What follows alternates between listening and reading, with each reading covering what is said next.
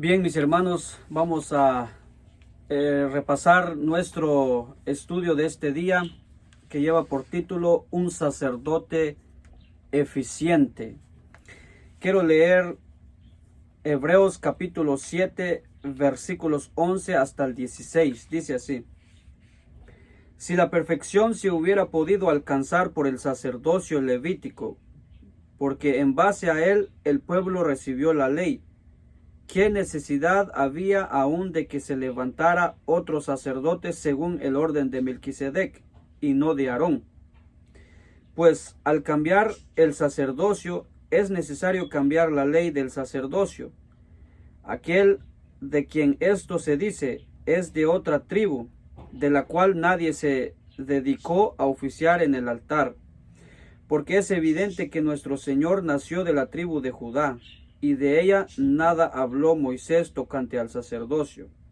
Esto es más evidente aún cuando a semejanza de Melquisedec se levanta otro sacerdote distinto, constituido no según una ley humana, sino según el poder de una vida indestructible.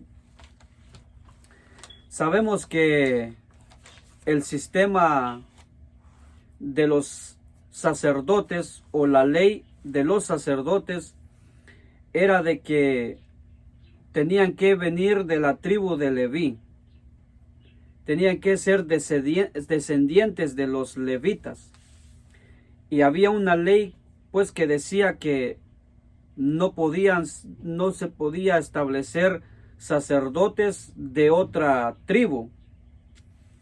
Eso era lo que indicaba la ley. Entonces lo que la lección nos quiere enseñar en este día es que los sacerdotes levitas, que a través del sacerdocio de ellos pues se dio la ley, tanto los 10 mandamientos. Sin embargo, lo que queremos destacar aquí es que los levitas, los sacerdotes, ellos no pudieron llevar a cabo la perfección, es decir, ellos no podían alcanzar el perdón a la perfección. ¿Por qué? Porque ellos eran imperfectos. Tampoco los sacrificios podían alcanzar el perdón divino a la perfección.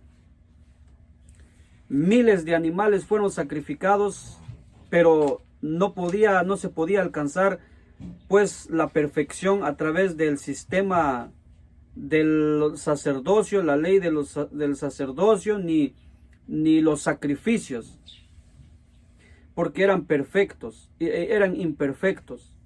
Ahora, de acuerdo al apóstol San Pablo aquí, nos enseña de que hubo un cambio, y el cambio fue que se cambió la ley del sacerdocio y vino otro sacerdote que no vino de la tribu de Leví según el orden de Melquisedec. Recuerden que Melquisedec no era sacerdote de la tribu de Leví, pero fue sacerdote del Dios Altísimo, que figura nuestro Señor Jesucristo.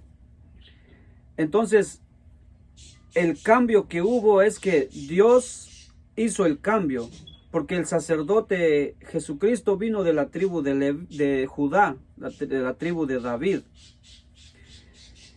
Y Jesús fue el único sacerdote que sí fue capaz, fue eficiente, que llevó a la perfección la obra de nuestra salvación. Él, como sacerdote perfecto, él ofreció el sacrificio perfecto, que fue su propio cuerpo, su sangre preciosa. Y pues la ley cambió. ¿Por qué? Porque después de Cristo ya no se iba a sacrificar más animales, ya no iban a haber más sacerdotes, es decir, el sistema de los sacerdotes levitas hasta ahí se iba a acabar. Por eso es que los sacerdotes y los sacrificios no podían llevar a cabo a la perfección la obra de la salvación, la obra del perdón perfecto, sino que eso fue establecido solamente para apuntar lo que Jesús vendría a hacer en el futuro. Por eso es que Juan dice: he aquí el Cordero de Dios que quita el pecado del mundo. Es decir, ahí estaba nuestro sacerdote, quien iba a ofrecer sacrificio, pero su sacrificio fue su propio cuerpo. Y de esa manera es que lo hizo una vez y para siempre. Ahí se acabó todo lo que tenía que ver con el sacerdocio de los levitas, los sacrificios.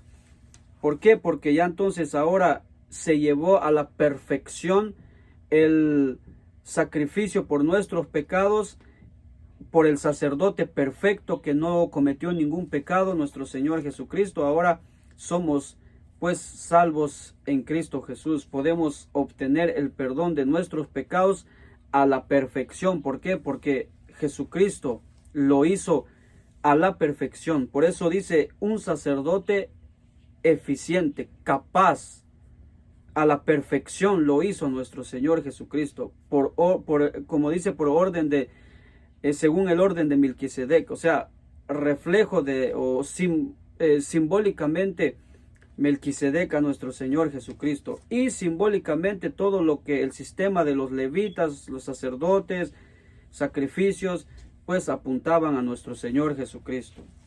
Es un resumen de nuestra lección de este día, y que Dios nos ayude a seguir adelante, seguir estudiando, para que la podamos entender por nosotros mismos. Recuerden que la lección es profunda, es amplia, pero en este momento he dado un pequeño resumen de la parte del martes. Pero mañana seguiremos con nuestro estudio. Que Dios te bendiga, que Dios te acompañe.